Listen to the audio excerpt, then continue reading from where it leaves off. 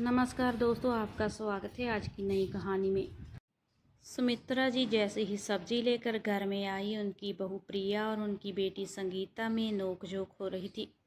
सुमित्रा जी ने सोफे पर बैठते हुए कहा, सुमित्रा बहू क्या बात है, तू हमेशा संगीता से लड़ती रहती है। प्रिया, हाँ माँ जी, आप भी मुझे सुना लो। दीदी की गलती तो आपको कभी दिखेगी नहीं। तभी दूसरे कमरे में संगीता रोती हुई आई और अपनी माँ के पास सोफे पर बैठ गई। संगीता, माँ, अगर मेरे ससुराल में झगड़ा नहीं हुआ होता तो मैं कभी यहाँ मुंह दिखाने नहीं आती। पापा के जाने के बाद ही मुझे समझ आने चाहिए था कि मायके में मेरी भाभी का राज हो गया है। सुमित्रा जी, लेकिन बात क्या हुई, कोई बताएगा मुझे? प्रिया, माँ जी आप दीदी से पूछो, मैंने इनको सिर्फ इतना कहा था कि नहाने के बाद कपड़े धोकर डाल दिया करो, सारे ऐसे ही पड़े रहते हैं। संगीता, हाँ मम्मी, भाभी आपके भैया के, अपने और चिंटू के कपड़े तो धो सकती है, लेकिन जब मेरे कपड़े धोने की बारी आती है तो कहती है खुद धो लो। प्रिया, बात को गलत दिशा में मत ले जाओ दीदी, मैंने इसीलिए कहा था कि आप सबसे बाद में नहाती हो, तब तक मैं कपड़े धो चुकी होती हूँ, फिर वो अगले दिन तक पड़े रहते हैं। सुमित्रा, तो अब क्या मेरी बेटी तेरे हिसाब से नहाएगी? 2 कपड़े बाद में धुल जाएंगे तो क्या तेरे हाथ टूट जाएंगे? प्रिया, वाह माँ जी, आप भी गलत का साथ दे रही हैं। एक तो ये शाम के समय नहाती है, क्या ये सुबह नहीं नहा सकती? संगीता, हाँ अब तो तुम्हारी गुलामी करनी ही पड़ेगी। मेरे पापा थे तब तो किसी ने नहीं टोका, मेरी जब मर्जी होती थी नहाती थी। प्रिया, गलत आदतों को बदल लेना चाहिए। मैंने तो आपके भले के लिए कहा, मैं आपके भले के लिए कह रही हूँ। आप दोपहर को सोकर उठती हो तो फिर नहाने जाती हो, कल ससुराल में क्या करोगी? सुमित्रा, बहू तू अंदर जा, अभी मैं बैठी हूँ, सब तेरे हिसाब से नहीं चलेगा। प्रिया बिना कुछ बोले अपने कमरे में चली जाती है। इधर संगीता अपना सामान पैक करने लगती है। सुमित्रा उसे समझाती है लेकिन वह नहीं मानती और अपने पति विनोद को फ़ोन करती है।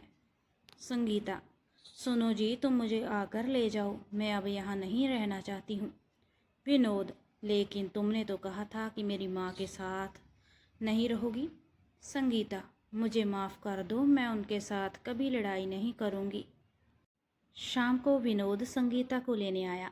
संगीता, भाभी मैं जा रही हूँ और अब शायद कभी नहीं आऊँगी। भैया आए तो उन्हें कुछ मत बताना, नहीं तो परेशान हो जाएंगे। प्रिया, दीदी मैंने जो कुछ कहा उसे याद रखना, ससुराल में ये गलती मत करना, मैं आपकी दुश्मन नहीं हूँ, मैं तो आपका भला चाहती हूँ।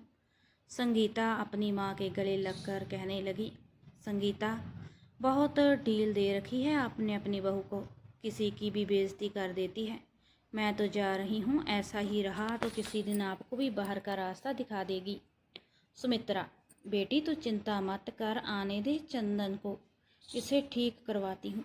संगीता संगीता अपनी ससुराल पहुँच जाती है। वहाँ कुछ दिन सब ठीक चल रहा था, लेकिन जो आराम संगीता को मायके में मिल रहा था वह यहाँ नहीं था। सुबह जल्दी उठकर नहा धोकर सबके लिए नाश्ता और खाना बनाना पड़ता था, फिर दिन भर घर की साफ सफाई, फिर शाम का खाना। ऐसे में उसे मायके की याद आने लगी। एक दिन उसने अपने भाई चंदन को फ़ोन किया, संगीता कैसी हो भाई? चंदन, बहन मैं तेरे से बहुत गुस्सा हूँ, तू मेरे आने का इंतज़ार भी नहीं किया, अचानक ससुराल चली गई।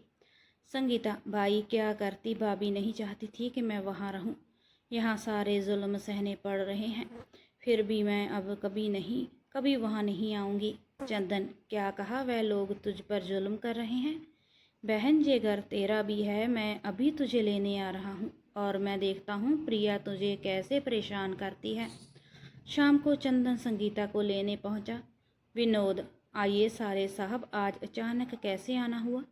चंदन, आप मेरी बहन को परेशान कर रहे हैं, मैं उसे लेने आया हूँ। विनोद, लेकिन हमने क्या किया? चंदन, वो सब मुझे नहीं पता, संगीता चल अपने घर। संगीता बाहर आती है, उसे अपना सामान पहले ही पैक कर लिया था। विनोद संगीता से पूछता रहा लेकिन वह बिना कुछ बोले चंदन के साथ घर के लिए रवाना हो गई। घर पहुंचकर चंदन ने प्रिया को बुलाया। चंदन, प्रिया, संगीता भी यहीं रहेगी। इसके ससुराल वाले इसे परेशान कर रहे थे। अगर तुझे यह पसंद नहीं तो तुम अपने घर जा सकती हो। प्रिया रोते हुए अपने कमरे में चली जाती है। सुबह प्रिया अपना सामान पैक करके अपने घर चल देती है। चंदन, यह तुम्हारा आखिरी फैसला है, मैं तुम्हें लेने नहीं आऊँगा। प्रिया, जिस घर में सही गलत में फ़र्क ना समझा जाए वहाँ रहने का क्या फ़ायदा। संगीता, भैया आप मेरी वजह से भाभी को मत निकालिए, मैं इनके साथ रह लूँगी। तभी पीछे से विनोद की आवाज़ आती है। विनोद, हाँ हाँ, भाभी को रोक लो वरना तुम्हें काम करना पड़ेगा। चंदन, अरे आप यहाँ कैसे। विनोद, भाई तुम्हारी बहन यहाँ इसीलिए रहना चाहती है क्योंकि इसे काम नहीं करना पड़ता। अगर तुम्हारी पत्नी चली गई तो इसे यहाँ भी काम करना पड़ेगा। चंदन, संगीता, क्या यह सच है।